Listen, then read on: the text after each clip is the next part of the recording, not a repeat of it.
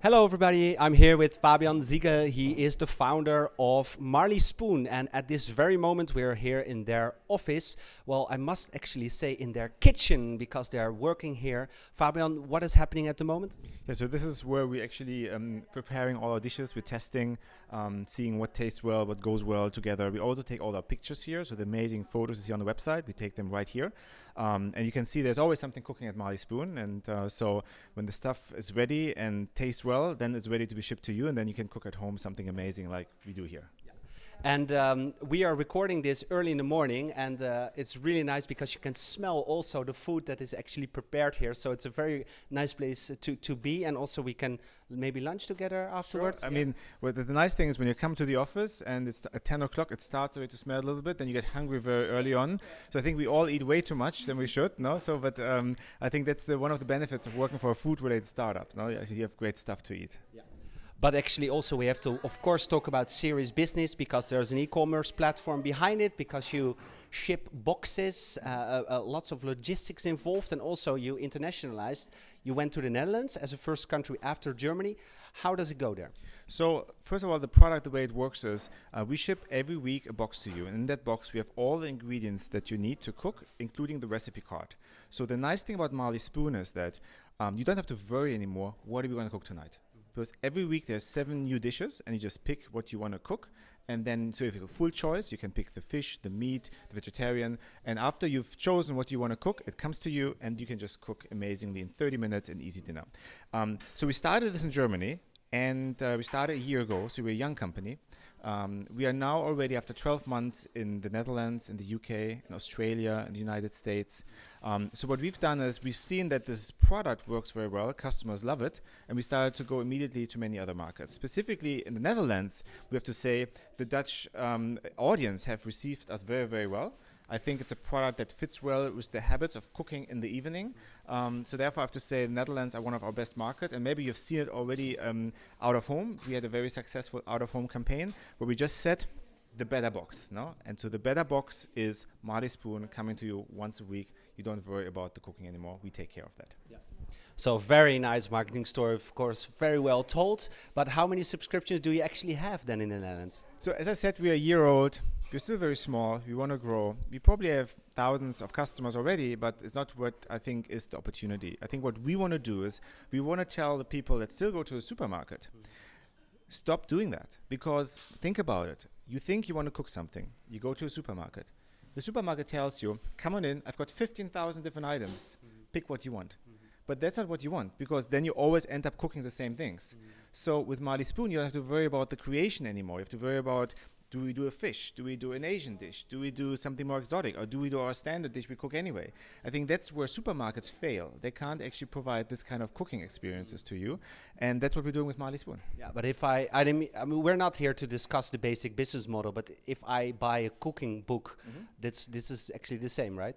Sure, and I have many cooking books at home, no? But when I go to a supermarket, I say, oh damn, I forgot to look into the cooking book. What are we going to cook now? And then I always end up with the same stuff. So I think when you ask about the size, I think we want to build a very big business because we believe customers really love the way we cook with them.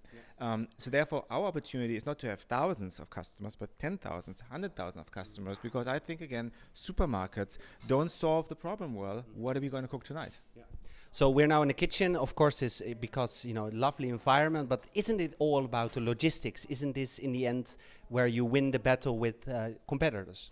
So it's very important that we have good logistics partners that bring the food fresh to you. So in the Netherlands, we work with a partner called Lean Menken. They have a chilled fleet of trucks. So these chilled trucks bring you the food. It's always cooled and it arrives always fresh in a time window of 2 hours during the day. So that was very important, I think, also for the success in the Netherlands to have such a great partner. So logistics-wise, it's a business that in the end involves moving things. So it's something that's not easy. But if you really love what you do, then you can do that well too, I think. Yeah. So, and you mentioned the word fresh. You are competing against some others in the market that have way more capital. So how do you differentiate from them? So I think our out-of-home campaign, actually, it made it pretty clear.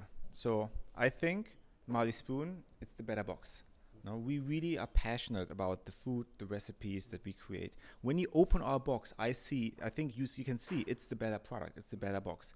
So what I think is my main competitor is not actually another company sending out a box. My main competitor is the supermarket again, because supermarkets are where most people get the food that they cook.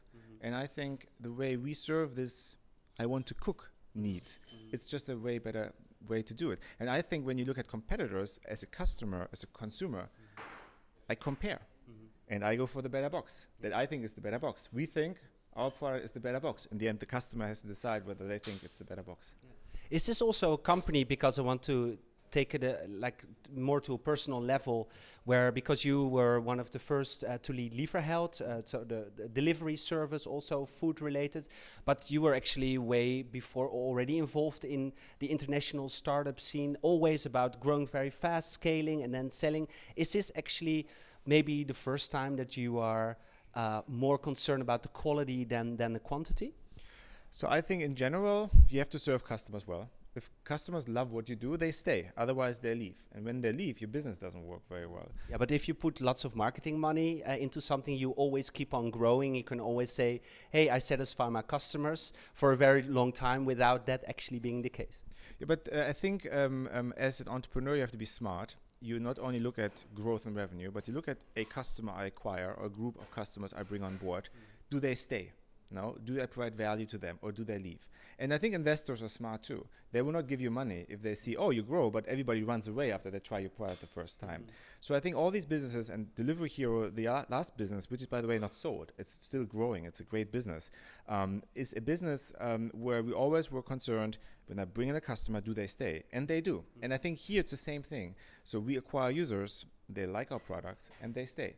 And then you bring in more customers, and this is the way you grow a business sustainably, because otherwise you can't grow a business, because if people try and then leave and you have no money left, then you don't have any business left. Now I think you always have to make sure you serve your customers well, and that's what we try to do. And I have to say, at Delivery Hero, we were enabling restaurants to sell pizza, which is nice, but it's not really good for you, no, as a family, to eat pizza, feel bad about it. We did it here and there, but we can't do it every day. This is the first time we're building a product where I feel like me as a person, us as a family, the people here in the team, we're doing something that's very valuable, because people cook. That means they eat healthy. That means the food is good quality.